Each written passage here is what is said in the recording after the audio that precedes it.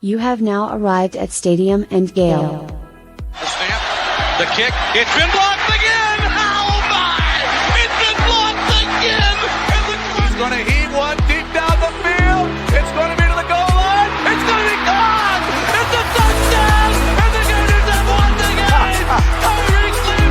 Oh my! I can't believe what I just saw! Dropping back to throw, pops and fires the ball over the middle. It's Tyreak! It's got a touchdown! Tyreak's got a touchdown! Oh man! Tyreak's got a touchdown! Hands it off to Harmon. He comes back. Say goodbye.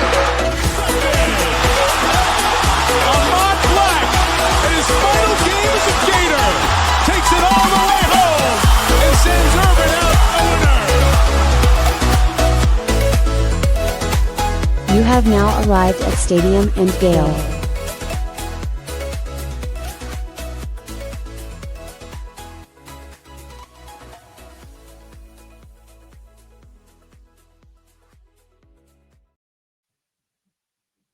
Boys and girls, ladies and gents, it's another episode of Stadium and Gale. It's your boy Corey. It's Dan. Delatorre. But J Scar. What up, 2-5? Yes, sir. Shout out to the haters and the losers who said it couldn't be done. Stadium and Gale, punctual. Hey, man, you just can't. Hey, Monday, it's kind of rainy outside, but we on time. Fresh off of Jordan Scarlett. Bro, your IG story had me entertained this weekend, my brother. Happy anniversary to you and your wife, man. But y'all was out in DR. Y'all had a good time, bro. I was living vicariously through you, my brother. Was out there with my Spanish people having a blast. Everybody thought I was Dominican for the weekend. They're like, Bobby, you look Dominican, man. I'm like, dude, I'm not, but I'll take it. I'm Dominican this weekend. So I am this weekend. Where in the DR were you? Also, I'm getting married. Please stop calling me Papi. This is not a weekend to be calling me Papacito, Papi. It's Jordan, please, just Jordan. I was in Punta Cana. Okay. I don't need this kind of temptation in my life with my bride next to me. Come on. It was an interesting time, though, man. We ended up hitting the nightclub the last night there, and we saw it was a very, very strange room of people in there. Yeah. It's an all-adults resort, so it's like a lot older people, and it's all over the place. But me and my girl always find a way to make the best of everything, man. We really don't need too much to party. We just need us two and some music, and we'll have a great time all the time. So overall, the weekend was amazing. Food was great. Yeah, I ate a tomahawk steak 2 nights in a row. It was top tier. What are your thoughts, Corey? Run that back for Corey. why can't, like, every time it's like carnivore talk going down, you guys gotta like slander me every time, bro? Listen, we've tried nurturing and we're just going straight bullying now. Right. The nurturing route of, hey, love yourself, get some red meat in your life. Didn't work. So now I ain't hating on it. I ain't hating on it. I was a big steak guy when I did eat meat. The steak did look fire, bro. Like it was top shelf stuff you had going on, man. And tequila, any warm island, as long as you got tequila, you should be able to make it a vibe, bro. I had a great time in the DR back in June, July. It's a fun place, man. Glad you got to go. Anybody else do anything fun and exciting this weekend before we get started? I seen Nick. We pulled up in Gainesville. Did some promo stuff with DJ Lagway for the charity event and foundation. So met him up at Florida Victorious, hung out. He got the fire new merch. Shout out to Brian from Alma Mater, pulled up, printing out new merch. Look at that. Coming soon to a website near you, man. Stadium and Gale. To a web store near you. Or maybe web store near you. March 10th, or locally. Maybe locally. Yeah. For sale at March 10th. Also, just locally at Alma Mater. Right. Yeah. Gotta have somewhere brick and mortar where you can pick that up at, you know? But yeah, we had a good time, man. Just hanging out with DJ a little bit. We got us a quarterback, man. Quarterback, an athlete's athlete, bro. Like as we shooting with him and hanging out a little bit, he's just in between while we're talking to him about what to say. He's just doing throwing reps and mechanic stuff, bro. Like just going through drills while we're like coaching him up on content and what to say, bro. Yeah, I do that with my golf swing, but it's probably very different. Yeah, thankfully he wasn't, so I could interrupt him. I do that with my golf swing all the time. Hopefully his throwing motion and my golf swing are a little bit better. Good Lord, please don't you put that evil on me, Ricky Bobby. Yeah, it was like watching a boxer who's like just like bored in the room, just like shadow boxing, setting up a shot and just working on. And it's crazy too, because you're watching him we were talking about it. It's like the Pat Mahomes influence on everyone. It's like different arm slot, pull back, 3/4, pull back, like a sidearm throw. I saw DJ. I just happened to I was coming from the baseball stadium, just happened to have a baseball in the car. I just flipped a baseball to him. And even when he's holding a baseball, he's still kind of like running through it like a football throw. I'm like, yeah, it's been a while. It's been a while since you had a baseball in your hand. No doubt. I love that. I'm glad that you got to do that. Easy, typical weekend for your pal Dan here. Just a little couple hours on the water, couple hours on the golf course. What a life! Couple cocktails, couple friends. Somebody's got to live the life. Yeah, I need to become a father. Man, you're the only one on the show that has a raw dog and got a kid. Eventually, you got a raw dog, get you a jit, bro. Oh yeah. I mean, but then I got to brag about my daughter eating a banana on the screen beforehand. Almost kept us late, and shout out to the haters. They didn't think, like Nick said, that we could start on time today. Mason Newton, I'm looking at you. Let's see how late they start today. Take it, Mason. Eat that, Mason. Thomas Garvey, man, he said they're going to start at 7:40, at least 10 minutes late. We might get into the programming of the show 10 minutes late, but we're back. We're here, 7:38, already 8 minutes into the show. So shout out to us for being here. So, Corey, why don't you do a quick ad read? Then I want to run over the Lagway event, a couple other things, and then we'll get on to the show here. Stadium and Gale is powered by the great folks at Brunt Insurance and Financial Services. Anything you need insured, life, car, motorcycle, trailer, boat, anything with wheels, he got you. 954-589-2204. Give him a call for a free quote. And if you're not a telephone person, you hit him up on bruntinsurance.com. Same deal. If you're in the Southeast, but most importantly, the Florida, from the Keys all the way up to Tallahassee, unfortunately, my man Greg can take care of you. 954-589-2204. Big coverages, baby. We appreciate you guys watching. There it is. My bad. All right. We appreciate everybody watching today. Scarlet Fever, we're back. Appreciate you guys in the comments. If you are watching on YouTube, hit the like button, hit the subscribe button, hop into the chat. We've got some famous people in here. Stephen Harris is here.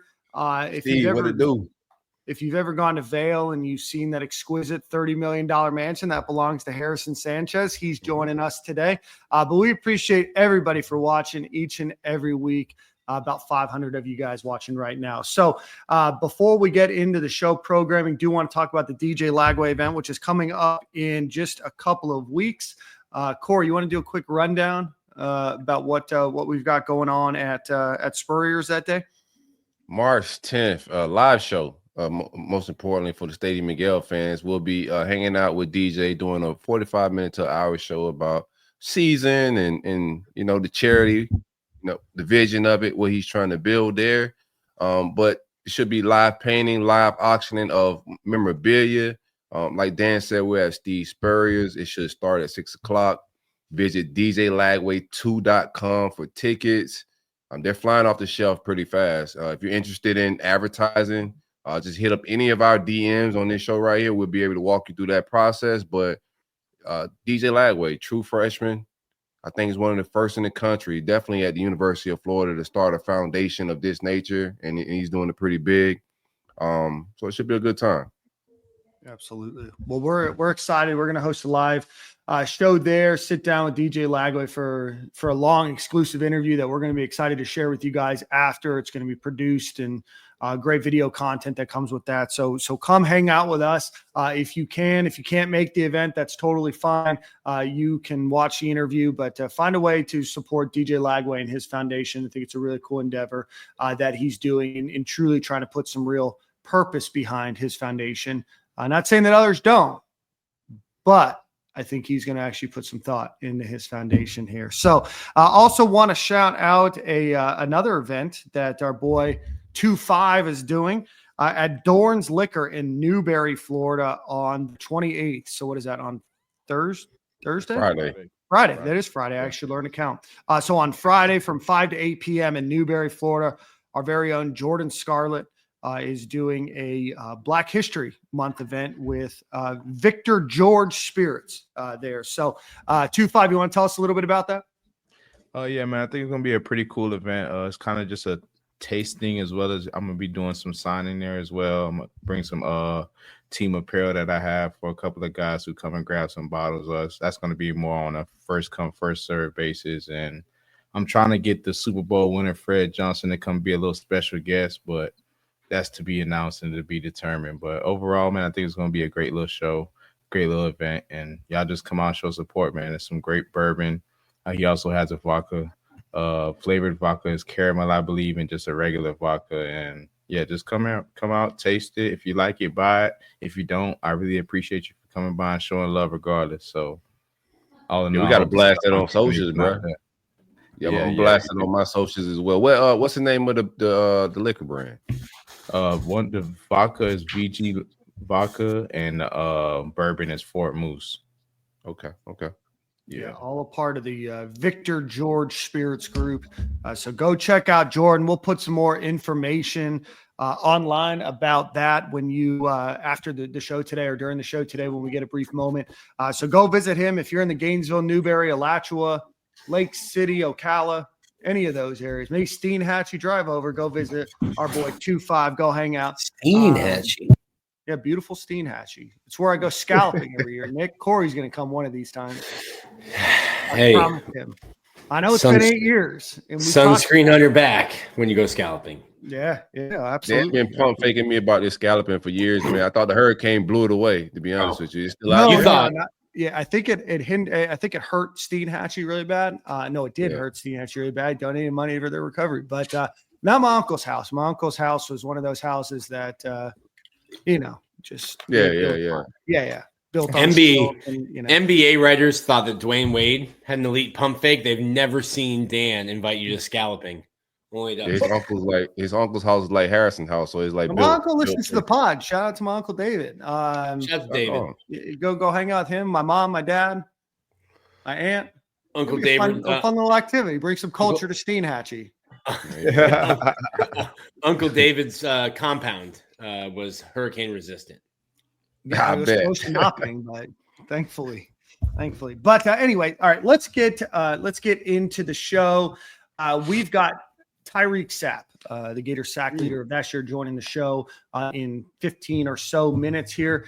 We're going to change some things up here. Nick, you were at baseball this weekend, so why don't you give us the quick rundown on baseball? Gators went 4-0 this past week. Game in Jacksonville on Tuesday, and then win over Dayton 13-1, 11-1, and then 10-4. So they're one of, I think 15 or so teams that are undefeated still this season. Very close. 17 teams left undefeated, not including number 1 Texas A&M, who dropped the game this weekend. LSU dropped the game this weekend. Imagine your team not sweeping on the weekend. Not sure what that's like. Sounds like a nightmare. Couldn't be us. Interesting week. It's always interesting. Week 2, the starting pitching. I mean, they Liam Peterson doesn't give up any runs, but only goes 4 innings. Kind of when you are looking for a Friday night guy, only going 4 innings or not having long starts can ruin you for the entire week. If you have to use your bullpen up on Friday, now you've got less arms Saturday, Sunday. But Florida was deep enough, and they're playing a bunch of kids from Ohio. Shout out to Ryan. I'm not sure if I'm saying this right. Rylan Lujo, third baseman up at Dayton. My guy from Coral Springs. Woo! I know he went to Douglas, but still. Went to Marjorie Stoneman Douglas. My guy was out there in some baby blue and red Jordan 1 cleats. I looked at him. I'm like, this guy's not from Ohio. Look it up. I go, of course, he's from Swag City, Coral Springs, baby. I go, my guy. His picture on the board, his hat was kind of like sitting up like this. I'm like, this is not an Ohioan. Where is this kid in the Jays and his hat tipped up to the side of his head? Where is he from? My guy, I'm so sorry for whatever happened to you. to have to go play baseball in Ohio for your freshman season, come back home. Come back home. Kid can play. But solid weekend. Florida's pitching staff, Liam Peterson was just okay. Jake Clemente struggled throwing strikes. He only goes 4 innings. Pierce Capala looks really good. Velo was down in his last innings, only throwing like 88, 91. Obviously a kid who's dealt with a lot of injuries, but Florida's lineup is just so deep. And last year, they were so home run dependent that you wouldn't see them steal it all. If you get thrown out, now your 3-run home run you were counting on is a 2-run home run or a solo. They have 25 stolen bases in 7 games. They had 43 stolen bases in 66 games last year. So nice. Team is definitely built differently this year. They're a lot of fun. Good hitting performances all around. Brody Donay, a little bit of a slump, but Bobby Bozier transferred from USF, had a great weekend. Hayden Yost, sophomore, who tore his ACL 7-8 months ago, already back on the field. He's hitting 400 on the year. And then Brendan Lawson, the Canuck. Sorry, Dan. Shout out to Canada. Shout out to Canada. I know it's tough for you. Yeah, it was. Given the last recent weeks. But Brendan Lawson might be the best pure hitter I've seen as a freshman at Florida. It makes no damn sense. A kid from Toronto, Canada, is this advanced as a hitter at 18, 19 years old. You think that they cycled him out of hockey after a while? They just interviewed him. You can check it out on Florida Victorious. There's a YouTube page. Interviewed him when he was back in Toronto. Obviously, I started playing hockey. That was the first thing. He goes, I just kind of like gravitated towards baseball. And it's interesting because like in Broward County, you're playing baseball 12 months out of the year. Yeah. In Toronto, 2, 3. Yeah, they probably have some indoor stuff, but yeah, it's definitely not as ubiquitous. Yeah, they are travelers. So they are down in Tennessee. They're down in Georgia. They're down Florida, in probably Pennsylvania, Florida, Texas. They had to go and travel to be able to play. So really, really advanced hitter, left-handed bat in the lineup. Going to be a fun week. This is my favorite weekend series of the year. I would like for them to do Florida State as a weekend series. It's totally different. Yeah. When you're throwing your weekend arms versus throwing freshmen, sophomores on a Tuesday night.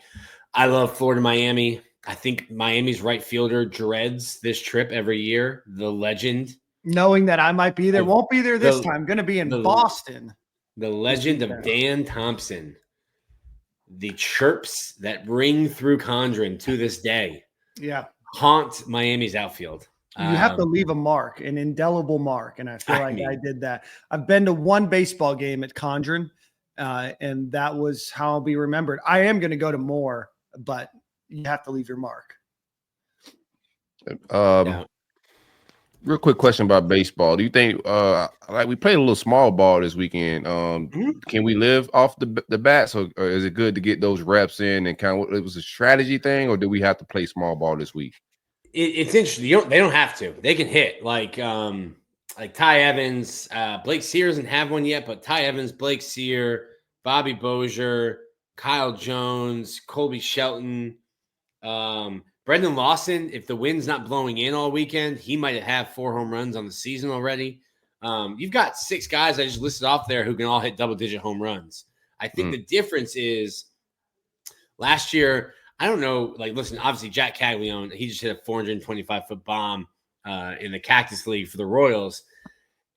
He was a difference maker, and it almost seemed like everyone was trying to hit that 300 and 400-mile or 400-foot home run last year. This team's just different. They have guys who can handle the bat. They hit and run a little bit more. They're running a ton. They have guys like Bobby Bozier might hit 15 home runs this year. He's also their best bunter. Just Bobby baseball doing it all. So it's interesting that it's a team that's not constructed how typically Florida teams are, because in the SEC to win, it's power pitching, power hitting.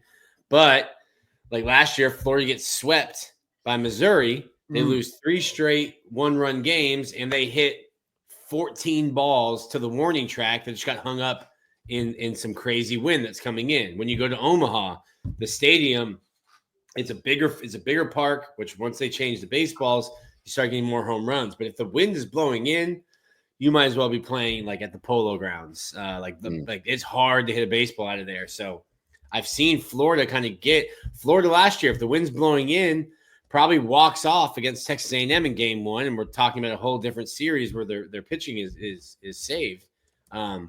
It's just a lineup that can beat you more. So long-winded answer, no, they don't have to play small ball, but they added that tool into their tool chest this year where, hey, we can bunt. We would always get to a point in the season where they're like, why aren't they bunting? Why aren't they moving guys over? I'm like, they don't bunt. What do you mean? Where have you been all year? They have like 12 sacrifice bunts, and now you want them to bunt in the College World Series to move a guy over. I'm like, they just don't do it. This year, it's kind of been built into this team. Like, hey, we're not all going to hit home runs over the scoreboard. We've got to be able to score runs in multiple ways because last year they really were home run dependent to score. Okay. That's a lot of information in our 5 minutes of baseball. I like it. Yeah, no, I appreciate that. And it's always good to cover a team that's undefeated. And, certainly Florida didn't necessarily have this luxury to start the season. I know that there was a point in time where Nick had even lost some confidence. Corey and I didn't, but Nick was losing confidence in the baseball team. But it's nice to see that they're doing well right now. And, certainly still an opportunity. They still have 55 games left to go. So a lot of ball to be played. And, but shout out to the team for being one of 17 teams that's undefeated at this current moment. Would be remiss if I also didn't mention softball, who is now 18-1, including a historic 24-3 win over Iowa State in the Sun Devil Classic, where they set the program record for runs scored in a single game. And then men's basketball, who strangely dropped from second to third, despite 2 pretty decisive victories, one over Oklahoma. Walter Clayton had 18 points on Wednesday. I think it was Wednesday, actually. And then on Saturday, the Gators, who had given up a bit of a run towards the end of the game, or the end of the first half. LSU, I think, went on a 22-6-ish run. You should have seen the SEC Network studio crew. They were ready to pounce on Florida, and they were talking about how the Gators were putting their hand in Mike the Tiger's cage. Florida routed them 79-65. Ruben Chinlu, 19 points, 13 rebounds, 6 straight wins. Gators are number 3 in the country right now. Still look good for a number 1 seed in the NCAA tournament. So a couple of tough games still left on the season, but the Gators only have 3 losses right now, and all 3 are to ranked teams.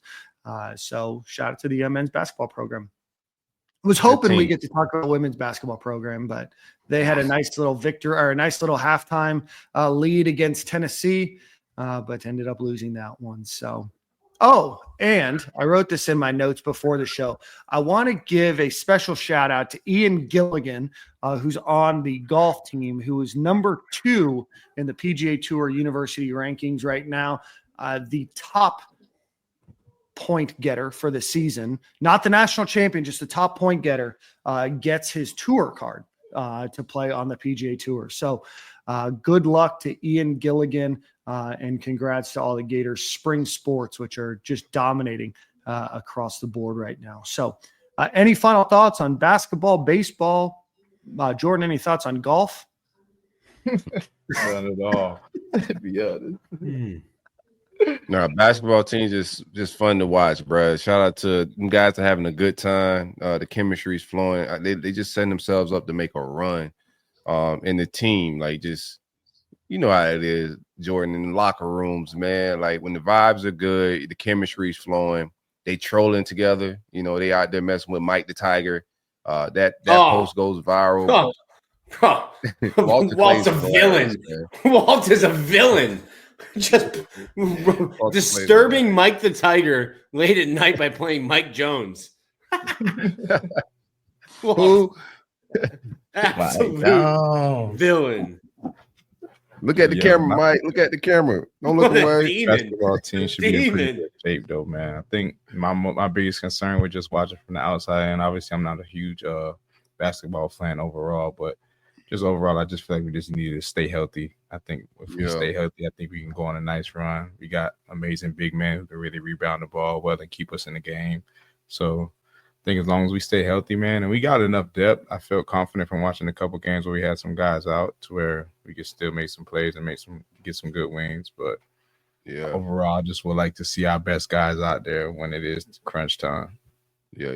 I'm with you on that. Yeah, it's interesting because we're looking at a team that legitimately is playing for a 1 seed in the NCAA tournament down the stretch here, and I think a lot of that played into Micah Handlogden coming back because when you lose 2 bigs in the same game in the same week, you're like, hey, my guy. But if we trade that red shirt for one of these blue jerseys, he agrees to it. And coming back, I think he played 20 minutes, 15, 20 minutes. Mm-hmm. I think Todd Golden today on Monday said that tomorrow night's road game probably get Alex Condon back, getting him back, getting a healthy Florida for Nashville. I think your boy will be up in Nashville for the SEC tournament. Okay. Nice. Have you been to any of the games this year, Nick? How's the atmosphere? Every game I've been to, they've won. So I would say the first game I went to was in Atlanta, and I hadn't been to a game since their Final Four run back in 2014. Wow. I was worried. He's a front runner, Jordan. I drove all the way up to Black Nashville, and I thought if these guys lose, I can. White Atlanta, man. No, I was in Atlanta. It's Black Nashville. Oh, Black Nashville. You flipped it. I was in Atlanta. Yeah. Very slick. Very slick. I like what you did there, man. And they cooked. I think it was Arizona State. Cooked Arizona State. Went to the Tennessee game. Told everybody, I was like, hey guys, I don't go to many basketball games, but I'm undefeated. Florida money line. Florida smokes Tennessee. I've been to 5, 6, 7 games this year. I mean, they've only lost 3, so Right. But yeah, been to the games. Looking forward to this run. It's a fun team. They play together. Last Saturday, I think you really didn't get anything from Walt, Will, or Elijah, and you still blow out a team, an LSU team on the road. And it doesn't matter. LSU's, I think, 3-11, something like that in the league. But winning on the road in this league is hard. It's hard. Teams, you see teams lose to double-digit favorites. Tyreak Sapp texted me. You see teams lose as double-digit favorites on the road. It's just hard to win games on the road in the SEC. It's a really competitive conference. And then, it's a fun team. You get contributions from all over the place. Ruben Chinyelu, you said 19 and 12. I've been calling him Dennis Rodman. He's good for 6 points, 12 boards, and 4 shoves a game. My guy just poured it into the basket last Saturday. It's been a fun team. A lot of stuff happening off the court. Maybe kind of helps them, kind of grow together. They were talking to Elijah Martin, and they said, "Hey, do you think you have the best backcourt in the country?" He said, "Yeah." Everyone says, me, Walt, and Will. He's like, "We got Denzel Aberdeen. Mm-hmm. You've got Urban." He's like, "You even have Isaiah Brown. That's 6 deep in the backcourt. It's just a really deep team." And I think you guys mentioned it before. I was like, we had Neil Blackman on the show, and I asked him if the team was, deep enough before they got the injuries. They really only have a 7-8 man rotation. I think right now you probably feel good about 10 different guys if you had to put them into the game. Almost doing line shifts, Dan, in basketball. Yeah. I want to bring up Brandon Cano mentioned, yes. Yeah, no, I want to bring up what he's done in the last 5 games. Before you be serious, let me I did a lot of research. Oh, go ahead, Nick. You say your joke. Outside of Larry Bird, nobody has ever looked like a white Indiana basketball player more than Thomas Houck. Outside of Larry, Pennsylvania, so same thing. Anyway, but I can understand your confusion. They're only 2 states away, and one separated by Ohio. We got Tyreak Sapp ready to go, so I want to read this. His last 5 games: Tommy Houck, 15 points per game, 8 rebounds a game, 3.8 assists per game, 1.4 blocks per game, 1.6 steals per game, shooting 55%, field goals 45% from the three.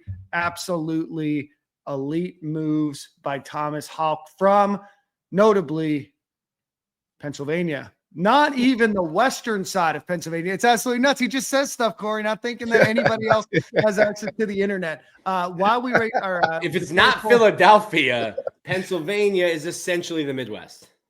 Yeah, I don't know Outside about of that. Philly, Pennsylvania is the Midwest. Don't talk to somebody from Pennsylvania and tell them they're from the Midwest or from the Mid-Atlantic or the Midwest. They will murder you. They will, in true fashion. Do want to do a couple quick announcements. College Game Day, if you're in Gainesville this weekend, will be there for the Florida Gators basketball game against Texas A&M. It is their first time there in a long time. Men's tennis just won. Hang out with Jordan and check the game. What? Yeah. Let's do it. Absolutely. So go check that out. But obviously great springtime for Gator sports right now. Before we bring Tyreak Sapp on, we do have to give a quick shout out to our friends over at Home Field Apparel. Go visit homefieldapparel.com. Use promo code Stadium and Gale at checkout, all one word. You get 15% off of your order. They should have the baseball pullovers very soon. Bunch of new items just dropped for a bunch of different colleges. So go check that out. Homefieldapparel.com, promo code Stadium and Gale will get you 15% off of your order. And with that, we bring on the third person that went to St. Thomas Aquinas onto the show, Tyreak Sapp. Tyreak. Yo. Welcome to the show, my friend. You're on that STA time, man. It has been and always will be a St. Thomas Aquinas podcast. Was done. Proud Yeah. What's good with you though, man? Broward County boy in the building. Okay, I see you. Ain't too much going on. Just here at home relaxing, man. I can't complain. Yeah, man. Hey, Tyrese, real quick, man. Yeah, do you think? Now, go ahead, Jordan. Oh, I was just gonna say one thing off the rip, boy. I am happy you came back, boy. I was scared you was gonna tip off to that league. I said, man, just give me one more good one, man. So I'm happy to see you back in the orange and blue, man. Nah, for sure. Appreciate that, dog. For sure. All right, Tyreak, want to get in, as we do with every guest on the show, take us back to kind of the moment you committed to the Gators. You said, this is home. What was that recruitment experience for you? And then ultimately what made you decide to commit to the Florida Gators? Sure, I committed to the Gators off one phone call. Like, I don't even think the Gators recruited me for real until I committed. Honestly, I actually, it was one of my good friends that was the commit here, and me and him was just chatting through Instagram. He was like, yo, I know you like the Gators. I know Gators are this team. Like, you feel me? Coach Runner on the RFU or whatever. He was like, you want to get on the phone with you? And then I got on the phone, and then that same day I committed. It was crazy. Everything was moving fast from there. You had some other big offers on the table. The coach goes, "Hey, Tyreak, nice to meet you." He goes, "I will commit." Yes, I'll be there, coach. It's just hello. It almost went just that fast. That's the crazy part about it.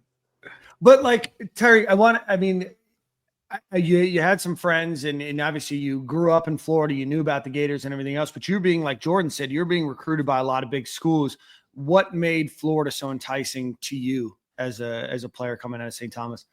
Obviously Florida's rich in history, but also I did my research. I always see there's always some good guys, especially on the defensive front going into the draft, the front seven.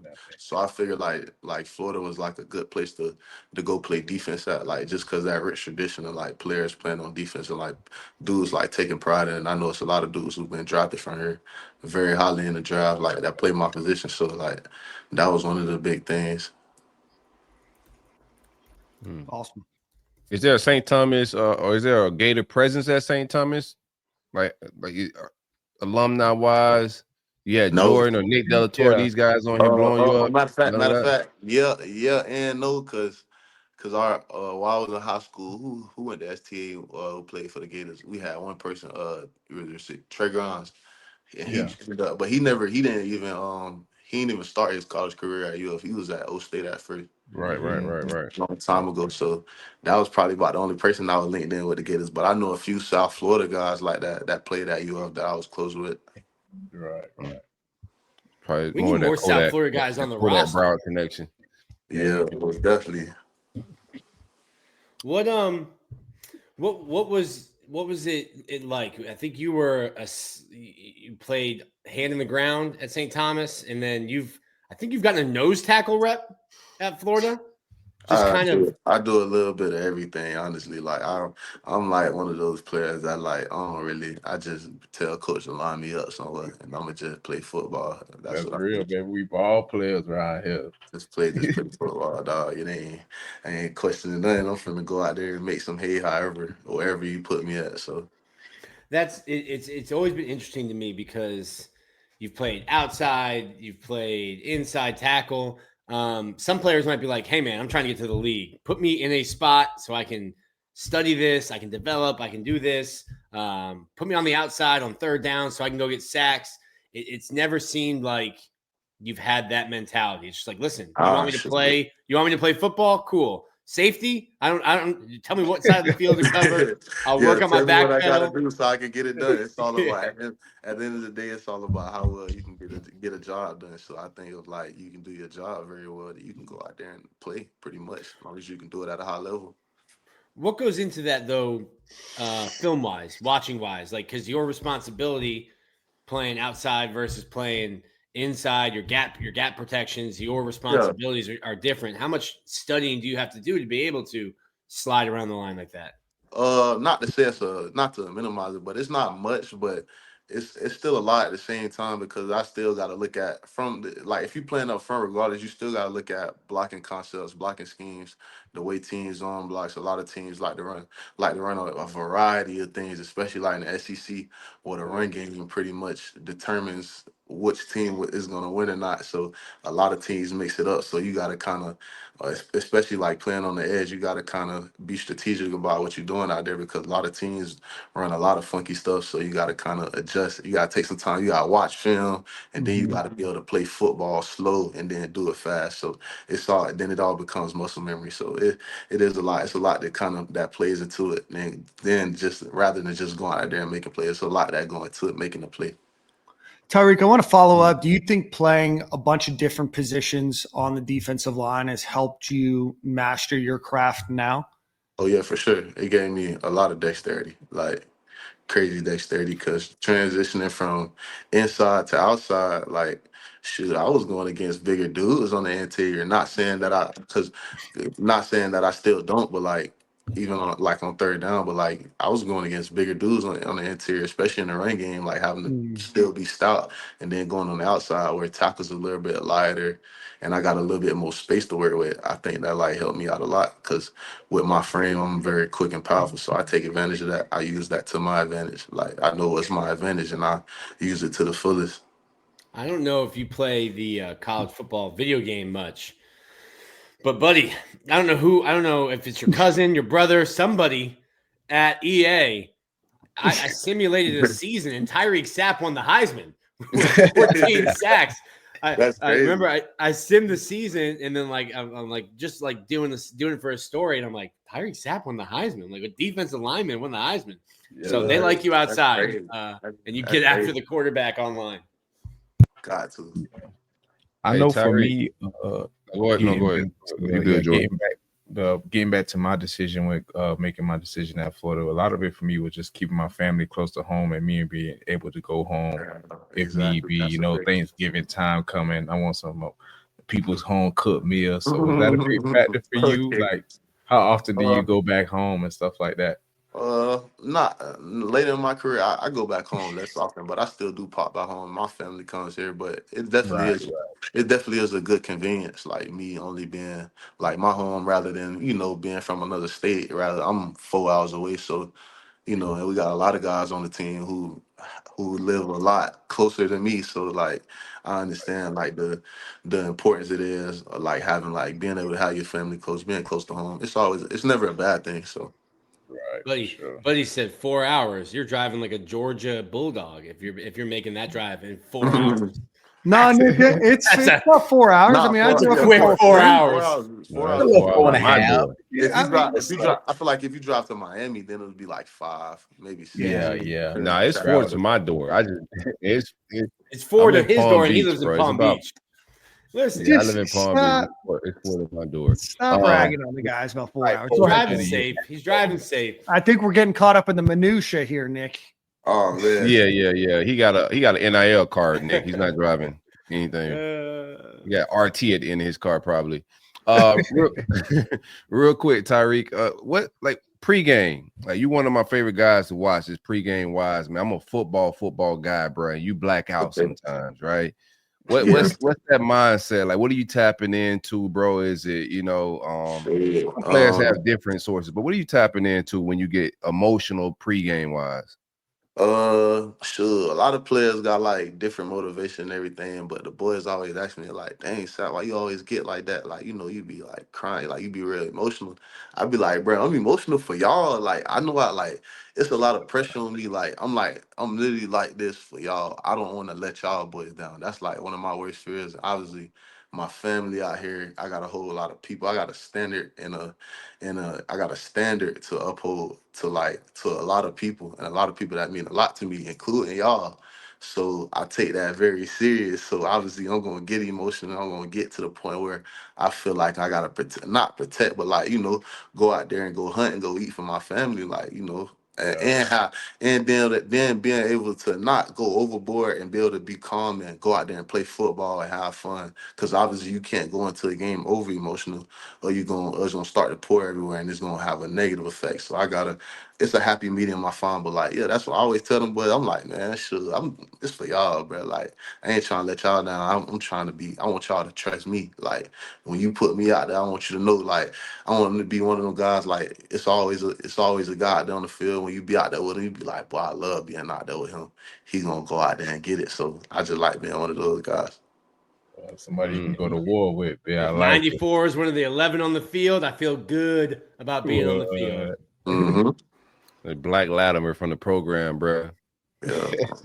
What that playlist looking like, man? What's a little pregame playlist? Give me a little, I don't know, top 2 songs, top 2 artists, something like that. Artists, I could say artists. I got YB and Okay, yeah, you got to. He always gonna have you turned up. I got YB and some Ride Wave. Okay. That's where the tears come in right there. Right, yeah. Ride Wave, a little calm before the storm. Some Ride Wave.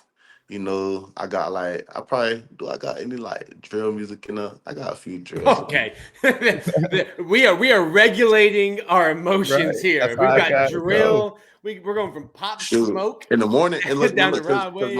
Because my mood start to shift throughout the day. So in the morning, I'm like kind of R&B, old school vibe. Yeah, that's how I used to vibe. R&B in the morning, just the old, you feel me, just get a vibe, and then as the day go on, you feel me, the tension start to build up. So you got to start changing the music. And then who else? I got one more artist. Who else I be listening to? I don't know if you know about LCG Him. I be on him. Yeah, for sure. Yeah, I be on that. And chat for y'all who don't know, he talking about YB is young boy, NBA young boy. NBA young boy. Yeah, y'all don't know. Chat. Thank you.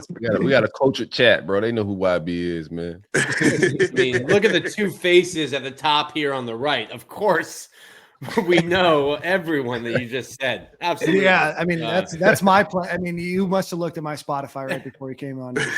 Grab Dan's phone.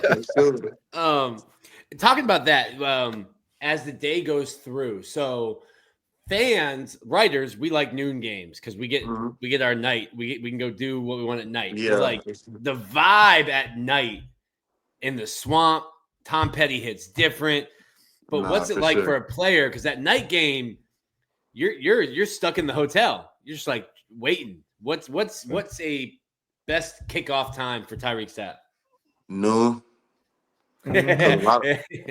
No, you gotta love a noon game. You get the rest of the day. Not only do you get the rest of the day, a lot of teams all right. So not saying that I don't love night games, because the night games are always the life of the party. It's the swamp. It's that night. It's gonna be rocking. Everybody in Gainesville and surrounding areas will be there. like it's a plethora of things going on. Like it's a whole lot of energy. But I feel like even though like a packed out noon game in the swamp ain't nothing to be dealt with either with that heat Oh, for I'm an about to say, yeah, opposing them boys team. got to deal with that heat over there. They Yeah, gonna be cramping up. with that heat for an opposing team, and then as well as like for me, I feel like it's a competitive advantage. Like I use it as competitive advantage because a lot of teams in those noon games, for some reason, it could be the best teams, and they like to start off rolling slow. They Yeah, just kind of like you feel me. You catch them. I'll be like, boy, I catch you in the morning. It's gonna be it's gonna be one well, of yeah, I them. get you And I'm back finna here be real ready. early. I'm finna be Yeah, and I'm finna be ready. I'm finna be ready. And the thing is, the quicker you can snap in and be ready for water earlier, the better. Cause a lot of nah, people for they real. try to kick in it like with those new games. If you try to kick it in gear an hour from kickoff, I'm telling you, it ain't gonna work like that. Yeah, it's a little bit too late by then, boss. That's a little bit straight. So I'm kidding. Like those noon games, you wake up early morning, like ready to get it, and then like it's Yeah, not like everybody, all the players, like everybody be like, man, those night games, bro. I be having to wait. I be ready. I wake up in the morning. Yeah. Like, everybody yeah, be like, wake up in the morning. Everybody hyped up, and then like it's obviously nerves too. Like so, everybody nerves. You kind of be riled up. It's game day, so it's a whole lot of emotions going on, and it hit you early morning too. So I don't care what time the game is. That game day is like hit you early morning, so you be ready to play. Yeah, but like you wake up at 8 a.m. and you're like, it's game day, and you're like, in 12 hours. Damn. well, for real. I know I gotta be in the ballroom in 2 minutes to go do a walkthrough, and then we still got 7 hours after walkthrough. Yeah, you got walkthrough. You're gonna have breakfast. You're gonna have meetings, walking around with the team. Just Mm-hmm. that's what makes and that I feel like sometimes that makes the night game special because like the things you do before the game, and then like just that whole day just leads up to the game, and then like after the game, you be like, man, we had a good day today. For sure. Hey, So take Tyreek. me a little bit more. Sorry to cut you off. No, you do your thing. Do your thing. Yeah, take me I'm going back on a little bit more to your official visit. I want to say, who was your host? Did you enjoy it? How did it go? I ain't had no. I'm a COVID baby. I graduated 2021. I ain't had no. Oh wow, I ain't over with no school. I'm taking virtual visits. I'm talking to that's coaches. crazy. Yeah, I'm talking. You gotta talk. You gotta communicate with coaches through FaceTime. Like so, Wow. a lot of the guys I knew from UF, like they were back at home. Shoot, during COVID, they were back at home at the time. Yeah, so Jordan's thinking about going to Cantina. Well, Jordan's thinking about getting dropped back off at the hotel, 17 years old, being like, how do I find my room? I ain't get the experience none of that. But honestly, it didn't matter to me. yeah, Like, it is. I was ready. Yeah. I was ready to get on campus and get my like college career started anyway. Exactly. Let's negotiate. Hold on, real quick. Let's negotiate this number one real quick, man. I seen on Instagram when you were saying that somebody asked who should wear number one. I got some takes myself, like a few guys that I would like to see throw on that number one jersey. But you saying it's off guards. You don't want nobody in it this year. Like, what's your take on number one and the relevance to like a player wearing it, the history of Florida? Like offense, I feel like offensively that's a whole another different thing. But on the defense, like just the way that I feel like Florida defense, like just all out through history, nobody or somebody had number one out there, or not. I feel like we should just play like we gotta like build that sense of unselfishness and unlike you feel me. I don't want the spotlight just being on one single guy. Like you feel me, because that's what that number. Like you feel me, that number could That be. number represents. It's almost like you feel me. It's almost like it give you like a different type of power to you, and like and sometimes it can breed like certain things negative in players, and like I don't even want that. Like I don't even want the smell of it around my defense. Like I want air. Like if we want to be the number one defense in the country, like we say we want to be, we're gonna have to do certain things a certain way. Like you feel me, and not just start with being selfish. And then if we got to keep the number one out of we ain't wearing number one. Sounds like a transfer from Georgia still has the stench on that jersey. On that number one jersey. That jersey. The thing is though, a lot of people like talk about that guy, but people don't know that's like one of my best friends. And good job, Nick. Listen, it's not Justice Boone. It's not Justice Boone. There you go, Nick. And I love that dude. Like I love him and like the two previous, him and Boone. I love Right, right. the dudes. There was two like that who he's Yeah, talking about brother. specifically. When I first got to college, that's one of the guys that took me in. Right, whether the Mm. people knew it or not, he took me in and he taught me a few things about like this college football stuff. So I always like salute to him. Was he a year or 2 years older than you? He's 2 years older than me. B is 2 Two? years. Okay. For some reason, I thought y'all were like just a one class apart. Nah. B was the B. Shoot, B came in the class of 2019. Okay. 2019. Then I met B when I first got here. Nah, this is a great dude though, and he's having a good career in the NFL right now. Is he with Green Bay? Yeah. Yeah. Undrafted They look rookie. like they thinking to grab them Gator boys, huh? They got Green Bay. Even the guys that transferred from here. There's another dude that transferred from here that's at Green Bay, but he played here for a long time. Hot the shoot. I want to get your take on this. Well, first off, we're doing this interview with Florida Victorious. Tell me a little bit about what you've enjoyed working with us at Florida Victorious. Like I've enjoyed everything. Like it's always everything I do at Florida Victorious is always a different experience. Like, and I love different things. I don't like kind of the same repetitive things. I think the things that we get to do in the community, like with each other, like it's a whole lot of opportunities that we get with Florida Victorious, and it's a whole lot of things we get to do that doesn't only like just affect and help us, but we get to affect other people and be a part of other people's lives, and that's something special. So that's one of the few things I enjoy. I was just over at Hidden Oak and like I got a whole different perspective seeing like how much they're doing like games, like putting a hula hoop, you're holding hands, like moving a hula hoop, and just how like into it guys were getting. Devin Moore, Demo, and Caleb Rios are talking trash to each other across the gym. And I'm like, oh, these guys are getting into it. The kids love seeing the Gators show up. So Yeah, like it's always good to go around the kids and people and get them like a good experience. Like show them like that we just regular people like y'all. Like we ain't. It's not because like, they look at you guys like you're superheroes. Yeah, I'm like, we ain't nothing but regular people like y'all. We go through the same things. We have problems too. It's just that we do something a little different that puts us in the spotlight. So Love it. Tyreak, I'm not sure how much time you have with us. Time we could probably go on for a long time, but I want to try to keep it within some sort of time constraint here. Okay, cool. Yeah.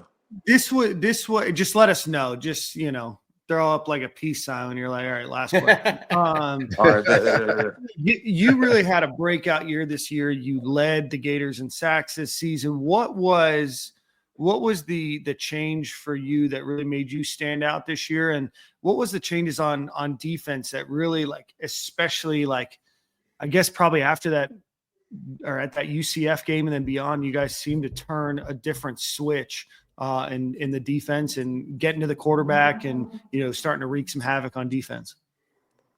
It's a deep question right there. I'm telling you what, man. That was long. I'm not going to try to throw one of your best friends under the bus. That was long. That was long-winded. That was long-winded right there. But hold on. But I just say like some things that I did within myself, like was just improve my film study, like sharpen up the things that I need to get better on. Because there was nothing I felt that I was not very either just failing at or it was just super bad at. I just felt like it was just fine tuning my game, and then obviously looking into things on film that could help me play better, play faster, anticipate a little better, and just all around be a better football player, honestly.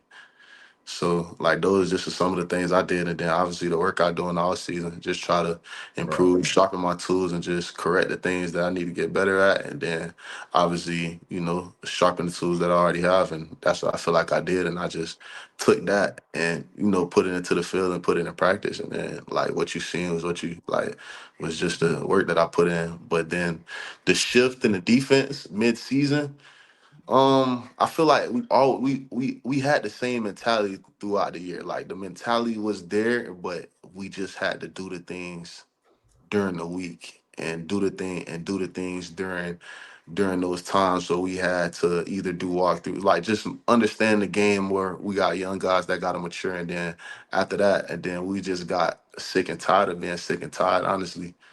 And we just buckled up, and because we got the talent, like we can match up with anybody talent wise, but it was just about the other things that didn't require talent, and I just think we improved on those things. Like it's just a lot of stuff that don't take no talent at all that we can do better. So that when we did that, you seen what the work that we put in, and everybody just came together as a defense. No matter what happens, or no matter what goes on, we still gonna stick together, and we never gonna panic, and we not gonna blink. We just gotta go like you feel me. You gotta roll with the punches. Then and that when you throw a punch, you gotta make sure it hit. Right. So I wondered about that because like not only was it the same guys, it was less than the same guys. I mean, the secondary, everyone was dropping, and how much of it was just like you said, we got sick and tired of being sick and tired. How much of it was just like, hey, everyone needs to look in the mirror, watch that film. You are what the film says, and that's not who we are. How much of it was just like, we're not changing scheme, we're not changing players. Like, hey, this is embarrassing. We don't want to look at this anymore. It's crazy you say that because as the season went, like the scheme got more simpler, and we were just out there just playing football, just playing free, and like lining up man to man, and like you versus me, and that's what it turned into for us. You do a little, you sprinkle in a few things that look pretty. You sprinkle in some pretty things on third down, obviously, and things and such like that. But other than that, like you just we went out there and we just you feel me, we made a choice, and we already know we can do it. We understand we got the talent, the firepower. We can line up against anybody, play against any team, and be competitive and play harder than them for the most part. And we knew that, and we just went out there, and you just got to hone in on the moment. And when you get your opportunity, like a lot of guys was taking advantage of it. So just think it was just taking advantage of our opportunities and then running with it, and just staying motivated every week and understanding that we can do that. And that's what happened, and it was a beautiful thing when it did happen. It was beautiful, and I had fun. It was probably some of the most fun I had as a Gator player, honestly. Yeah. Tyreak, what type of jump? I think that our defense is going, especially that front seven. We got some injury stuff on the back end, the secondary that I want to see get shored up. But that front seven is going to be one of the best in the country. Outside of the starters, you got Cameron James, LJ McCray, some of the guys we've been waiting to jump on the scene. They showed a lot of sparks towards the end of the season. What type of jump are you expecting those younger boys? I know you played a big part in mentoring them guys. So what type of jump are you expecting from those guys this fall? They're gonna make a huge jump because like now in their careers, they're kind of growing up as college football players, as college students, like everything overall, they kind of just becoming who they want to be. And I'm just here to help them along that way. And as many points as I can give them, I always give them. And other than that, if they doing their thing, I let them do their thing too, because everybody, as a football player, everybody got their own play style. So I don't intervene too much. I let them young guys play football and get to experience all the things that they need to experience on their own, and not just holding their hand, but letting them experience, like, yeah, you see how you messed that up, that's how you correct that. And then when they see that on their own, I feel like they learn better. But they gonna make, like, Cam James has already made a big jump, in LJ, he kind of jumped out the scene with flying colors, even though he was very young, inexperienced. Like, you could, if you watch him play, you could tell he's basically like a high school out there playing, but he can go out there and get out with anybody. And Cam, he's just probably like one of the most improved defensive linemen I've seen, like, just so far, like, just overall. Like, Cam that's like my little brothers, and I'm hard on him too. Like, I'm hard on him, but I'm hard on him for a reason, and I know it's gonna pay off for him, and he gonna thank me for it. So. Almost like he's not going to thank me tomorrow, but in a couple of years, he might thank me, for that tough love. He's such an interesting player. He might have like a 7-foot wingspan. Oh yeah, like that dude is like that's a freak of nature. Like the basketball, I always say it's the basketball Bills. Mm-hmm. It's the basketball Bills. They nasty for some reason. What? Like I'm not built. I got T-Rex arms. I got like short, of course, like I got short legs. I'm like one of the like my build is not made for basketball, but them basketball Bills, boy, they nasty. Like with them long arms, them long limbs. They fast, but they don't look like they running fast. Like it's crazy. I'm put me down as always here for Tyreak Sapp, commenting on his teammates' bodies. We had basketball build. We had George Gums. Looks like he just got out of the penitentiary. George. No. People call him. I call him Avenger. He's like one of the Yes. Avengers. Call him an Avenger. It's interesting. It's crazy, like how you mentioned, like, hey, some guys are out there like hooping, playing on athleticism. George was a receiver, a tight end. Then they were like, hey, we got some injuries. You want to flip over to defensive end? Sure, I'll try it. Why not? And he's just a dude who looks like he's been playing defense his whole life. Yeah, but it's crazy because it's like you see pictures of George when he was younger. He doesn't look a spit of anything what he looks like now. I'm like, bro, I don't know what you did, but you're like, bro, I don't know how long the bid was, but you put your time in. I don't know what you did. Keep doing it, my God. Keep doing it. I think this Tyreak, how much time question do you for guys? What Oh, do you my bad. think? Let me get one real quick, Jory. Go ahead. How much time? I see some video clips from Coach McLeod, and I see he do a lot of work with just the fundamentals, the tacticians, the moves. You know, how much time do you guys put in on a daily, weekly basis on those moves? And it almost seems like it's like martial arts.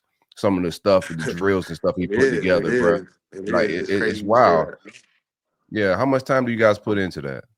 Sure, I see Coach Lou. I see Coach Lou at least about like 3-4 times during the work week, and then I see him once on the weekend on Saturday. But nah, Coach Lou is just like he been like a big help, and people don't even know how he got on our staff because Lou has never worked for a college, and people don't know that. But Lou's one of those guys like he a real inspiration because he's showing like a lot of those guys that are in like his work or what he do, like especially like training the art of pass rushing. He's one of the like a lot of people don't know, like he's one of like those like one of those ones that doing that. He knows what he's doing.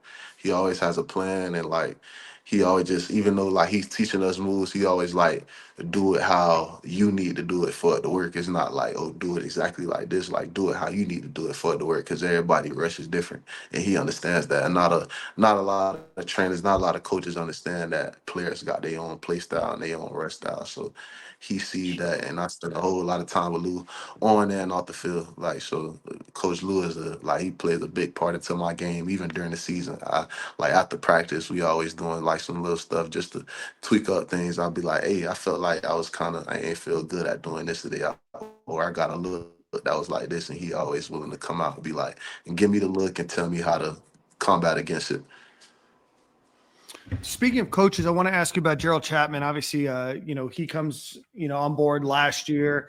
Looks like a maniac on the practice field, on the sidelines. I mean, just full of energy. I'm jealous. I wish I could harness like 20% of that for my day-to-day life.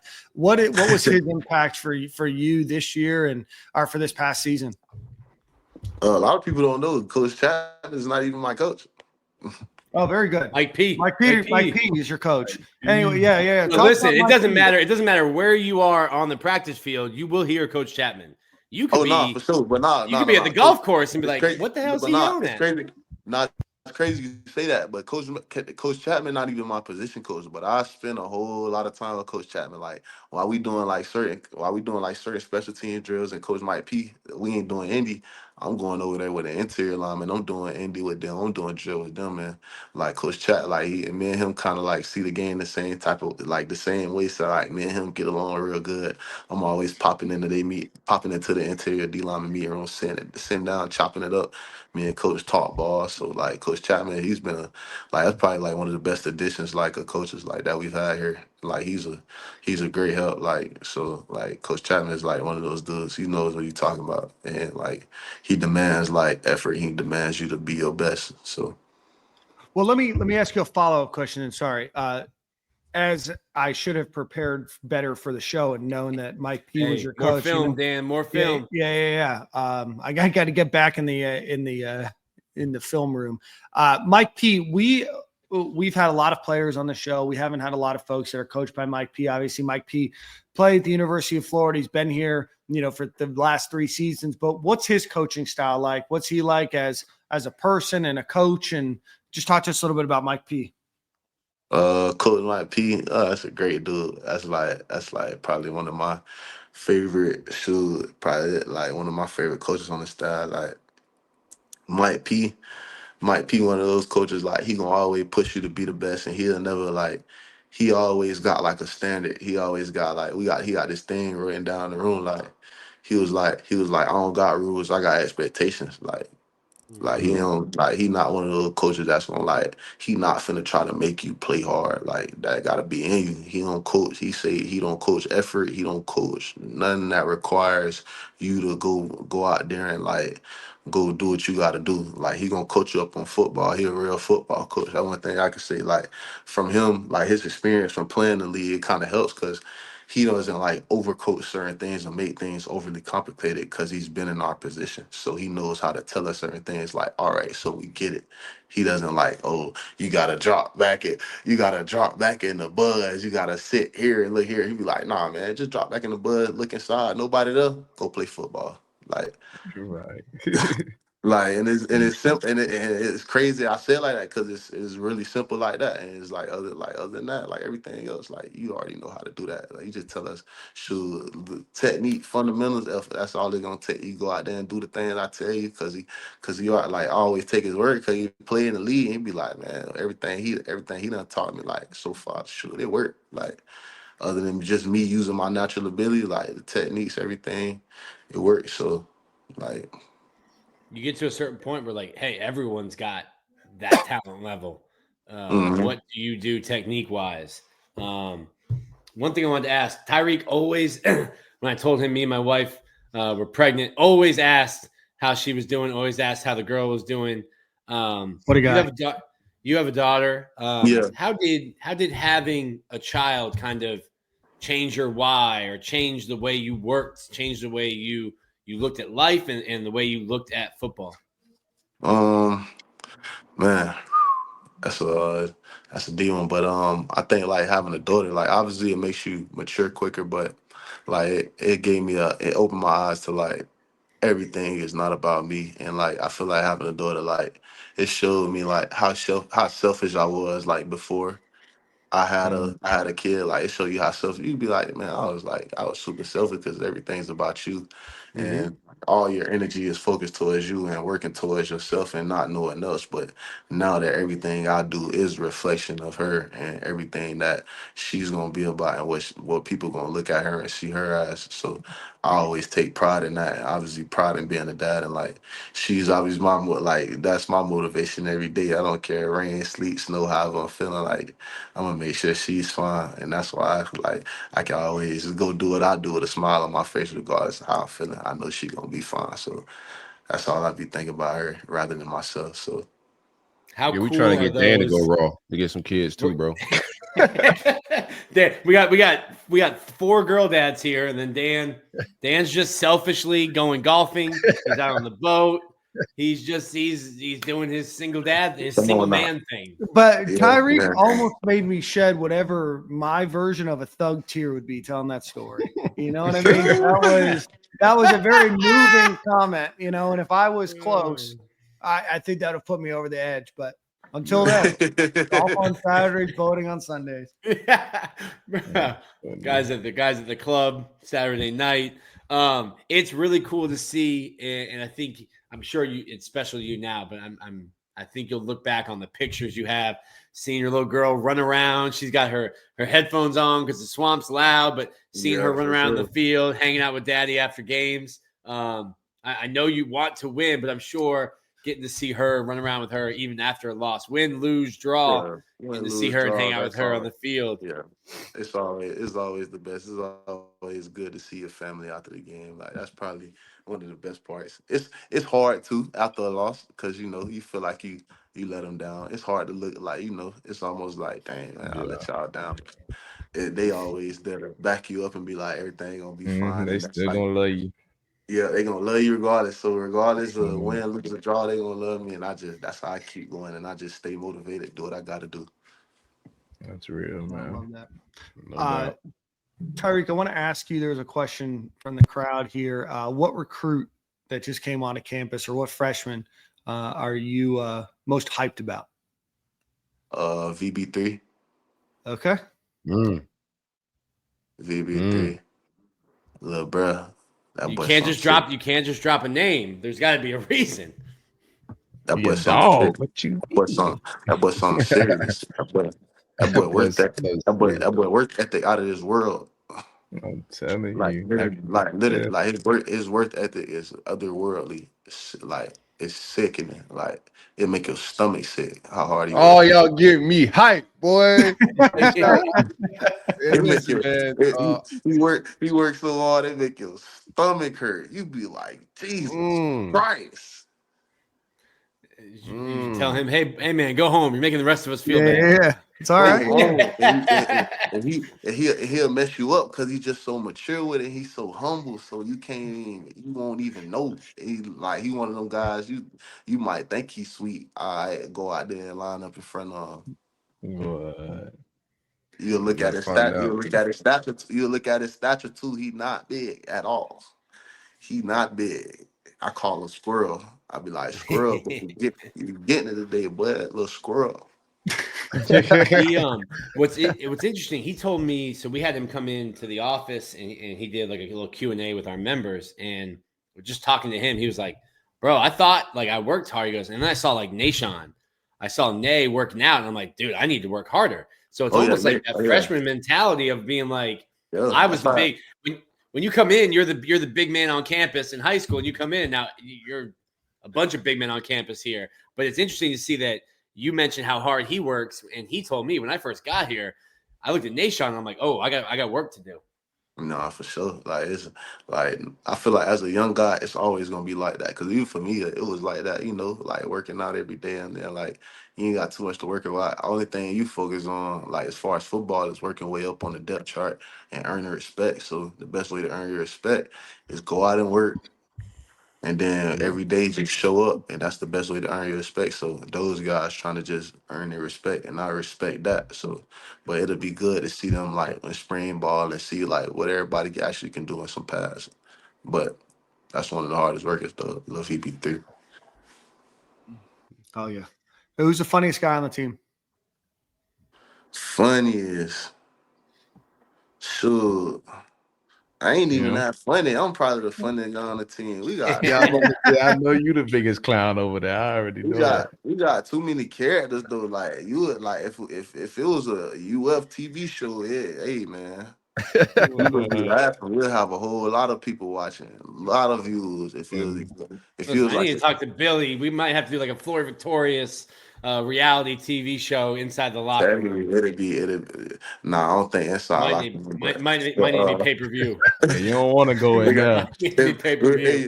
Inside the locker room, you might gotta start Patreon. You might gotta start Patreon inside locker room. 100%. What go ahead. What young offensive lineman is giving you a hard time? Which tackle? There's a lot of Westpaw talk. Is he a monster? But is there any young offensive lineman that's not starting that's gonna be a problem or a good asset this fall? Fletcher's good. He like young. He got a whole lot. He still got a whole lot to learn. And then like none of them boys. I don't know because the O line position is so hard to pick from because like one thing about it, two things for sure. O line ain't like my position. It's 5 dudes go out there and they stay out there the whole time. That's a fact too. Yeah. They stay out there the whole time. So I can say a kid got a lot of potential, but then it's like, whoever the starting 5 is, that's the starting 5. Like if you see that field, that means we putting belt. So maybe if coach decides to take them out, that's up to coach. Yeah. And then I got one more for you. We're running along with you. We'll let you get out of here. When I was at Hidden Oak, I saw Jalen Wiggins, and I looked at him, and I'm like, that's not an 18-year-old. He looks 30. Physically, he looks 30. Physically, I'm like, sir, how many times did you do 4th grade? Because you certainly cannot be 18, not a freshman in college. It remind me of the scene of what's that movie? Sandlot. No, not Sandlot. No. Oh, the bench warmers when he hands him the IM-12. I am 12. He gave the person to me. It said I am 12. That's what remind me of. Boy, I'll be like, boy, you look old, but hey, that ain't my first time seeing it though. It like now it don't surprise me. Like it don't like those like The these freaks that show up. Yeah, He like from Broward, bro. He see grown looking kids all the time, bro. yeah. Well, it's like the norm now. Yeah. How are both him and Woods doing? Two young Oh, guys. I think no, they both in doing your good. room. They both in my room. They doing good. You know, they still like find it like feeling their way around, but I feel like with some time they gonna get it. All they need is somebody behind them to push them. Like they real motivated. They don't really need nobody to tell them get up and go. They just like need somebody to kind of show them the way, show them how to do things. And I feel like they real good listeners. They gonna follow my lead. So they gonna do good with some time. That's what happens at St. Thomas, Dan. They create leaders. What happened to you? Well, there's every once in a while the apple falls and it gets kicked and it goes down a hill. It hits But the for ugly tree. It hits all the ugly part, branches. Yeah, I got you. There are outliers like me, but for the most part, Jay Scarlett, T Sapp. They beef every show, Tyreek. Like every week. I'm telling you what, I'm Tom and Jerry, bro. Trying to keep it cordial. Y'all something else, boy. We are the comedic relief of the show. Yeah, gotta lighten it up, man. I love it. Well, Tyreek, why don't we let you go? Let everybody know where they can follow you on social media, man. And thank you so much for 47 minutes here. You can follow my Twitter at my first name Tyreak _Sapp, and then you can follow my Instagram at 99_nightmares. And like, man, y'all just should follow me, man. Yeah, man, we're pumped. We're pumped for you. Congratulations on your success last year. We're excited to have you back this upcoming season, man. Best of luck. As spring practice rolls around here soon, and we'll talk to you soon, my friend. All right, man. Y'all appreciate it, man. Y'all take care. Appreciate you, Sapp. All right, for sure. Sam Adams, I was gonna ask that question, best hands, but this is a very wholesome team off the field. The coach is well in Gainesville right now, so I don't really think nobody really fighting in clubs and whatnot right now. No, but DeAndre Robinson, the way he leaned back, smiled with those golds, dreads hanging in front of his face, and he just like giggled and said, "Me?" Yeah. I think we know the answer. I don't know that we need to ask the question until DeAndre Robinson's out of that locker room, because I think we know already. All right. Well, let's get a quick ad read for our friends over at Game Time Sidekicks. If you're looking for a cool cup like this one or the one Jordan has or the one Nick has, go visit GameTimeSidekicks.com. Keep your hot drinks hot, your cold drinks cold. Great product, great people, great owner, big Florida Gator fan living in Knoxville, Tennessee. Great insulated cups. You're not going to find better quality for the price. A lot of Florida Gator related stuff, a lot of NIL related stuff, and beyond just UF. If you've got a friend, family member, coworker, client, whoever it might be, that's a fan of another college, they've got a bunch of different ones to choose from. So go check them out. That is GameTimeSidekicks.com. Use promo code Stadium15 at checkout, and you get 15% off of your order. So again, Stadium15, GameTimeSidekicks.com. They just sent, shout out to Tyler, just sent me a sippy cup for Frankie. We're working towards the sippy cup. I'm glad you clarified.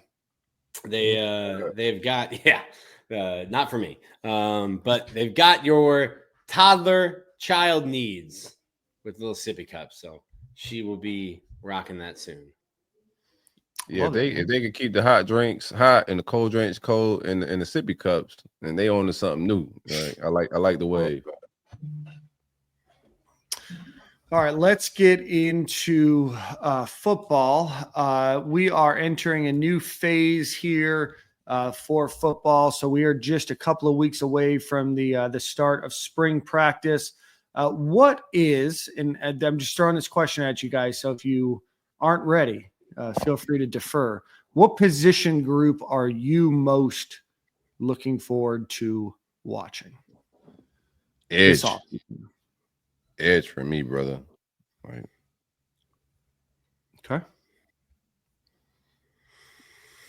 The secondary, like Corey alluded to earlier, a lot of guys banged up. It'll be interesting to see how they work. I think on the opposite end, the receiver room, you've lost like Ricky Pearsall.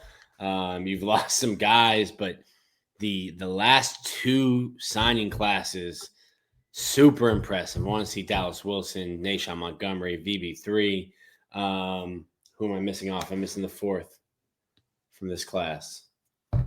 What? Dallas Wilson? No, I Nashawn Montgomery. Nashawn Montgomery. Nashawn VB3 Dallas. I'm missing one. Oh, the one More that from Texas. flipped from Arizona. Yes, and Yeah. J. Michael Sturdivant, Tank, Aiden Mizell, like Trey Wilson. That's a competitive room. Yeah. I don't know if you can run 5 wide. They don't run a lot of 5 wide, but you've got like a hockey line shift if you wanted to go 5 wide and just swap them in and out. So I think that's going to be a super competitive room. A lot of, shout out to Harrison Tenzer, a lot of speed in space, what this country was founded on. Yeah, there's going to be a very select few of people that attack us for not remembering Muiz Tunkara's name. So we just want to make sure that we shout him out. Brandon Muiz Tunkara. Yeah, from Clear Springs and League City, Texas. So there's his shout out, because every time we miss him, there's a contingent of people on YouTube that say, how could you forget him? And we don't. We just. He's not on campus yet. Everybody else is on campus. So a lot of time we're just talking like leading up to spring and who's on campus, and getting on campus in the fall is a different. Trying to play this upcoming fall is going to be difficult for a guy that's joining this summer rather than joining spring and getting those extra practices in. It's an adjustment process. I ain't elaborate on the jack position, but you got George Gums, who a lot of people are excited about. He came on pretty strong towards the end of the year. We weren't really sad when Jack Pyburn left, or we wanted him energy-wise. It's just not going to be a big drop-off. I don't think if any of these guys are out, George Gums Jr., Cameron James, or L.J. McCray, the former 5-star. I think that room is going to be loaded with competition. I don't think if any one of those guys tap their helmet, come off the field, I don't think there's an ounce of drop-off. Sure.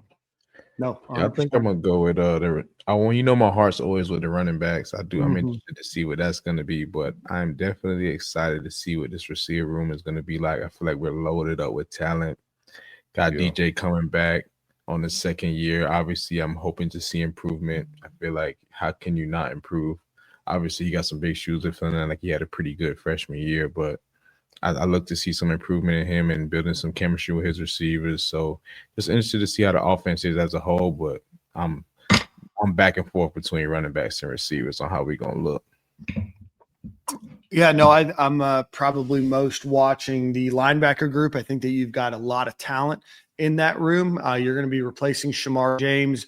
You got a lot of people that are going to be making that next year step. And I think that there's a lot that people expect out of Miles Graham and Aaron Childs, as well as, the continued evolution of Pop Howard. And you have Jaden Robinson in that group, and you've got an elite group of recruits coming in that are at the linebacker position. So it's still a relatively young group, but and definitely looking forward to watching that maturation from year 1 and year 2 to year 2 and year 3 for those guys. Can I throw you a question real quick? Yeah. Lob it.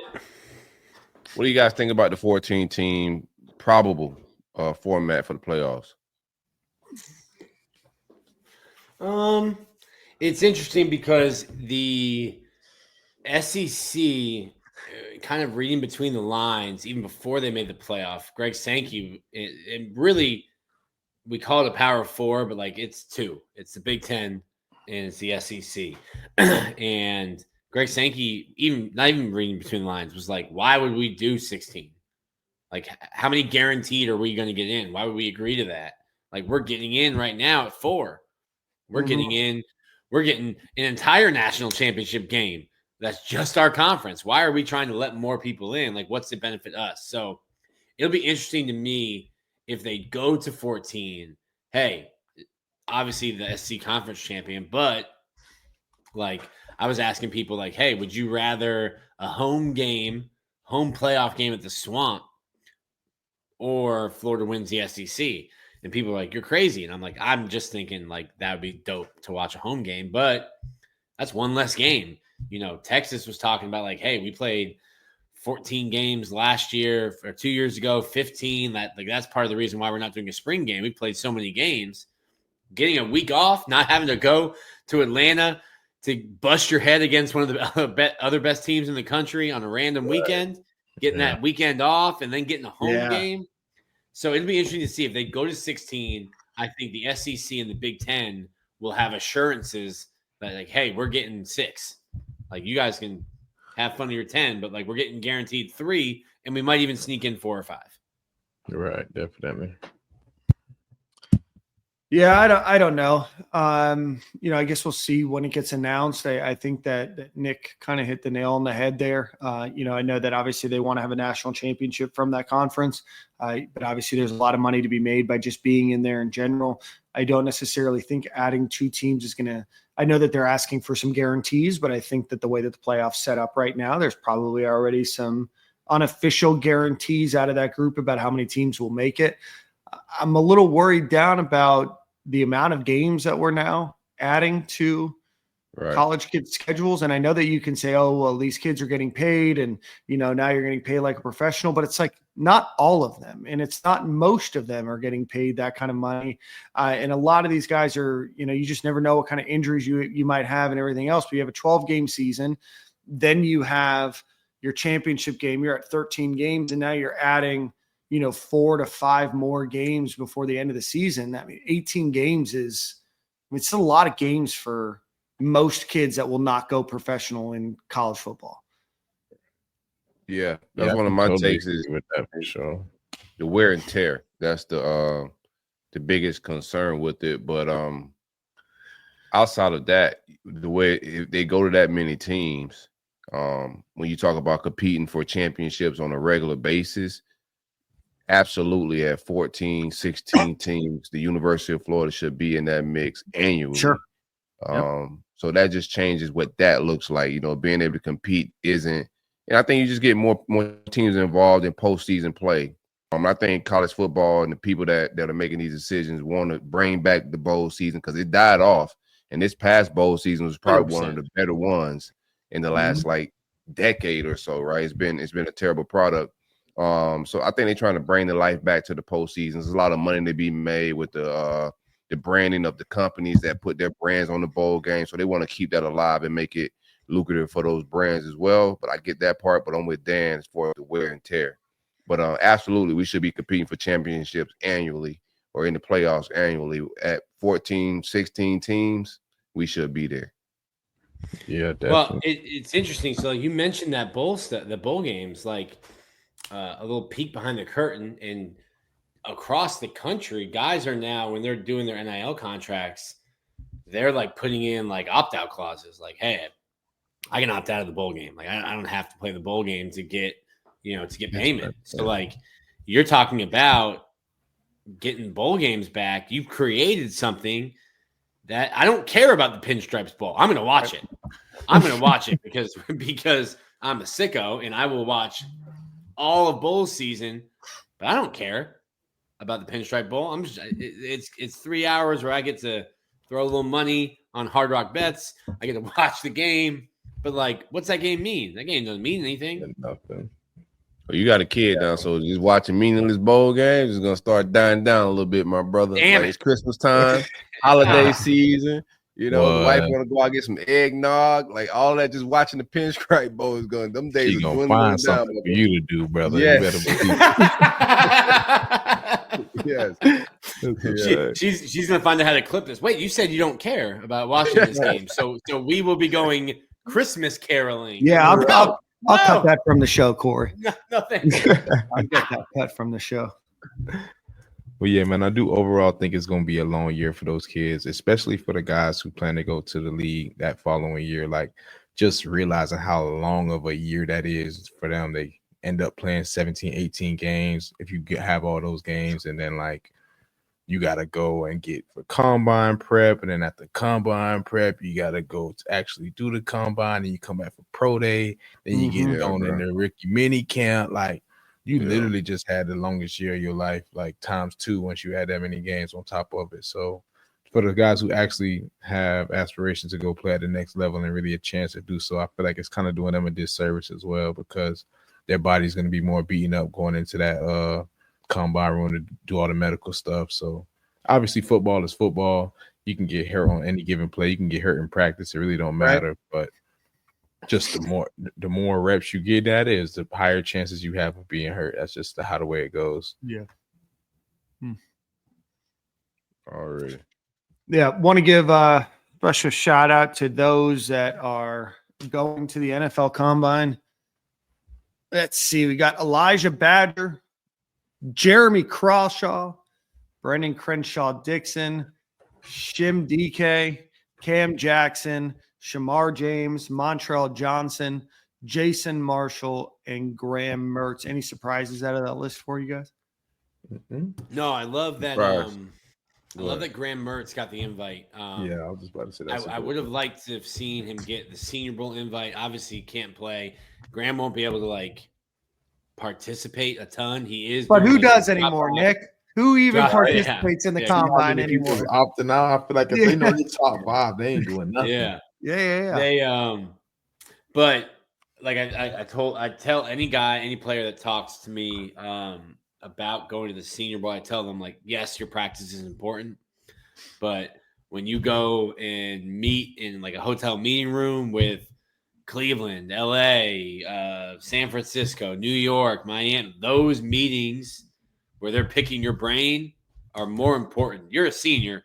They've got 4 years. They know what you are physically as a football player. Getting in the room and talking to GMs and decision makers is even more important than what you're doing at the combine physically.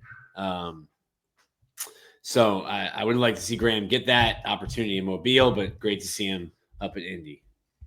Absolutely. What was your yeah? Go ahead, Jordan. Talk to us a little bit about what your was your combine ooh, time. look at that boy skating at 4.47. Yeah, I had a little something going for myself, man. I ain't do too bad. I like the overall experience, like me, though, bro. man. I see you. Right? I love the overall experience of it, though, man. You got to have a couple of if teams want to reach out to you and have a little personal one-on-one time with you. They bring you in the film room and kind of pick your brain, like he's saying. You really get a chance to kind of boost your stock and showing how much of a student of the game you are. So I feel like that would be a good thing for the guys that's not really participating to kind of boost their stock up in that regard. But it's a great experience, man. It's a long day. It is a long day because after doing all that medical and all that stuff that you barely can get back to the hotel, you got to go straight to the room and kind of go play musical chairs, run around talking to coaches and stuff. So I do got a quick funny story. I believe it was the Seattle Seahawks coach. I don't remember his name, but we were sitting down having a one-on-one. Pete Carroll? No. It was like a gotcha. position coach. Yeah. He was he said, all right, so I got a timer here. I'm gonna start the timer and I want you to sit here and just stare at me until you can't stare anymore. Don't blink. And once you blink, I'll stop the timer. Psycho behavior. I'm like, all right, cool. I'm just staring at him awkwardly, my eyes wide open. And after the timer, and I ended up blinking, like after I was like got tears running down my face and stuff. He's like, yeah, I just want to see how much grit you had. Like, it's just a test to kind of push yourself and see if you're willing to just, blink once it hurts, or are you going to actually cry a little bit? I'm like, this day is going to get crazier and crazier, I see. But it was overall fun experience, though, man. I wouldn't take it back for anything. I was about to ask. The Dolphins were pretty infamous for some off-color questions. Did you get any, are you a dog or a cat? Any kind of like weird off-the-wall questions where you're just like looking at me like, what the hell? Need dogs. No, not too many. I think my most off-the-wall thing was that staring thing. For the most part, everybody was just trying to talk to me, get a feel for how I was a student of the game and checking my character, because obviously I had a lot of situations at Florida where I was getting in trouble. So there was a lot of character testing as well as kind of see if I was a student of the game and how well I was taking the game seriously. So yeah, and then based on your combine results, looks like you went and did really well. Go ahead, Corey. I think Traqueb Bridges got robbed. I thought he played very well this fall, and him not getting a combine invitation, especially with all these guys, they should resend out invitation to other guys that didn't get an invite when guys start opting out. Because Bridges is one of those guys I thought should have got an invite. He was one of our better players on the team this year, and he didn't get an invite. So that's my only thought on Gators getting to the combine. He's gonna find his spot. It was Charquez. Shout out to him. I asked him how to say his name. He was like so appreciative. I'm like, bro, it's your name. Just tell us how to say it, and we'll stop saying it wrong. But he literally came to Florida because he wanted to play safety. He had played outside. He had played nickel. He had played boundary. Wanted to play safety. They gave him that shot. Everyone starts dropping, and it's like, hey, man, I know you came here to do this, to get this film, but we need you to go over there. And didn't complain, didn't do anything. Not only did it, but went and played at a high level. So I think he's got the film, high character guy. He's going to do well at Florida's Pro Day, which negative Nick, last year I walked out to Pro Day, and after Ricky's combine, I had somebody ask me, an NFL scout asked me, he's like, hey, is Ricky going to work out at Pro Day? And I was like, would you? Like, dude just flew at the combine. You've got 5 years of film on him. What could he possibly do other than ruin his stock at Pro Day? He goes, all right, that's fine. I'm not coming. It was a sparse Pro Day last year. This year will be much different. And another shout out to Graham Mertz. He is going to go through, it might be like a little bit abbreviated just because of the injury, but like not much abbreviated. And the fact that he's going to be able to go through dropbacks and move and run and throw on the run, I think it's really cool. A testament to how hard he worked to come back from that ACL injury. So I'm excited to see Graham throw in Gainesville. Yeah, and I think that this is an opportunity that didn't exist him when he came to Florida. And, I think that he's now put himself on the map to be able to get that opportunity. And, whether he's drafted or not, certainly, another question that you can have. And if he didn't get injured, where could he potentially be drafted at? But I do think he's going to be a guy that gets an NFL shot or an opportunity. Whatever that career looks like, I'm not sure, but I do think that he has a career in football. And, we had DJ Lagway's mom come on the show a couple months ago. She talked about how instrumental Graham Mertz was to DJ Lagway's development in the overall team. So I'm happy for him. I echo your thoughts on Charquez Bridges. And right now it looks like, if you look at the Gators roster, that this traditional 7, 8, 9 guys getting to the combine is going to be pretty normal now, and that's something that Florida hasn't had in a number of years. So congratulations to those guys. Best of luck in Indianapolis. And I guess the Gators Pro Day will probably be towards the end of March, Nick? Yes. I know they haven't announced it yet. So last year was on March 21st. I just looked it up. Didn't remember that in the old noggin. So somewhere around then you could probably expect to get some information about that. And, those are always cool because they'll sometimes bring back, former Gators or, folks that are, maybe names that you didn't remember, or even some other local guys, maybe from Gainesville that are looking for that shot. So there we are there. Keanu O'Neal announced his retirement. Dog. Bro. Straight up dog. Good career. Kiki, we I went back. I will never forget that hit on Derrick Henry. I was in the building. It's rare that you get an ooh from an away crowd. But when you really put hands, when you lay your hands on Derrick Henry and he goes backwards and you get up walking like a toy soldier after that. And then I know that Jordan Scarlett had his one accidental run in. Mr. Neal, I'm so sorry. I didn't mean to lower my shoulder on the sideline. I was just worried that you were going to hit me. Coach, I've got tutoring, actually. I got to get out of here. Let me get off this field. Keanu O'Neal, one of the nicest guys, too. Definitely a cool just dude. Just an A+ human. Congrats. 10 years in the league is tough to do. Just telling you, man, he did it. Battled some injuries through his time, but overall still managed to stay healthy and still do his thing. Absolutely. All right, guys, that brings us to throwback safety, man. Yeah. brings us towards the end of our show. I didn't remind you guys for our little pick'em thing that we were going to do last week that we pushed to this week, so we'll push it to next week. Keep kicking that can down the road, Dan. Hey, you know what? Whatever we're looking for content. I like it though, man. That's a little good setup you did. I like it. Yeah, we'll save it for next week. It's towards the end of the show. We'll put that at the beginning of the show because that's good content, I think. So as a reminder, we'll do that next week. Nobody else knows what we're talking about except for the four of us here, and that's what makes it even better. Jordan, you have Song of the Week, I believe. I'm going to do one final ad read while you think of that for our friends over at Alumni Hall. Go visit them until Friday. You can use the promo code Stadium and Gale at checkout. You get 20% off of your order in store or online. Great time to buy anything related to baseball, basketball, golf, any gifts that you want to give maybe later in the year.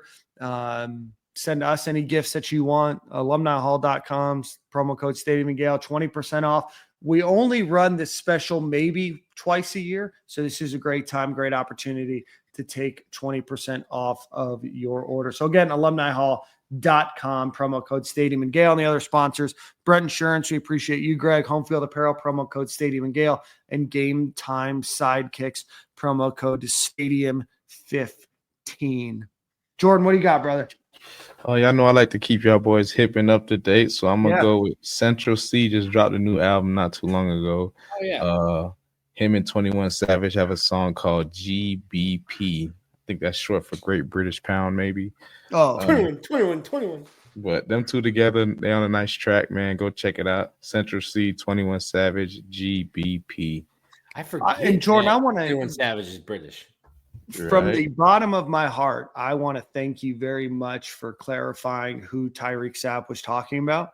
A musical artist, right? Because after he said Rod Wave, I was getting lost. I was getting lost. Yeah. So, I mean, there was shortcuts and acronyms and all these other things that I just didn't know. It's hard for me to stay hip to the kids. So I thought there was an artist called YB. I didn't think he was talking about NBA Youngboy. Yeah. Everybody uses YB as Youngboy. Like, that's the guy. And he named another local Florida Broward County artist, FCG Heem. He's like an up and coming Florida artist. I gotta check out FCG Heem. Yeah. Oh, so we talked I think last show that Lil Wayne was performing here in Tampa on Friday.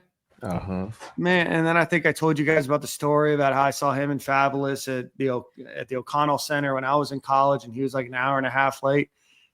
Man, he brought the hot boys, the big timers, everybody else, and he's still an hour and 20 minutes late. I think he played for like 50 minutes. I didn't go, but I'm like, man, that stinks for all the people that were looking forward to, an entire catalog of records. But yeah, the more people you add to the docket, it's just gonna make it worse. That ain't gonna make it more on time. I saw a few clips. It was what we expected it to be. Once again, bro, they're getting. I'm a big Weezy fan, man, but the drop off was real for him. Yeah, I'll listen to him on Spotify from here on out. For sure. All right, guys. Remember, go visit DJLagway2.com. Get events or get tickets for the event on March the 10th. Be on the lookout for a lot of different content that Corey's doing with DJ Lagway and that we're going to be doing together on March 10th. So we appreciate everybody for watching. Hit that like button, subscribe button, share button. If you're watching on Twitter, hit the retweet button. We appreciate everybody for watching. Oh, and while you're here, hit your Apple Podcasts app button and go rate us. When we switched feeds, we lost everybody. So go check that out. And some trolls got in there. So go check that out and give us a ranking, if you will. So we appreciate you guys. We'll see you same corner, same time next week. See ya.